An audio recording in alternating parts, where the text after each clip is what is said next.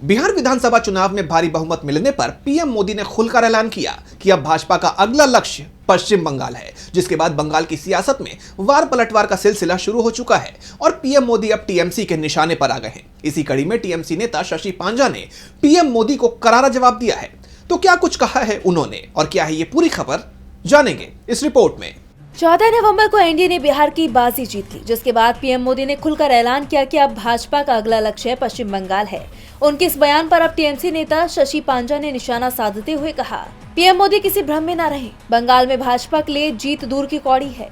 अगले साल होने वाले विधानसभा चुनाव में पीएम मोदी की जीत की कोई उम्मीद या संभावना नहीं है, क्योंकि महिलाएं उन्हें सही जवाब देंगी। उन्होंने बंगाल की महिलाओं का अपमान किया है, साथ ही बंगाल को मिलने वाला पैसा और राज्य की महिलाओं को मिलने वाला धन रोका है।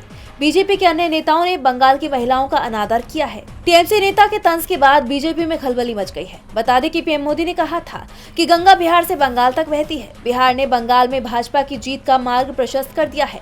अब हम बंगाल से भी जंगल राज हटाएंगे। जैसा आप जानते हैं कि दिल्ली में बीजेपी की वापसी 25 साल बाद हुई है और अब बिहार में भी बीजेपी ने बाजी मार ली है, जिसके बाद अब पार्टी पश्चिम बंगाल चुनाव में जीत दर्ज करने का दावा कर रही है। लेकिन पश्चिम बंगाल बीजेपी के लिए आसान नहीं है, इसलिए ही शशि पांजा ने दावे के साथ ही पीएम मोदी को भ्रम में न रहने की सलाह दे दी है। डीबी लाइव की रिपोर्ट।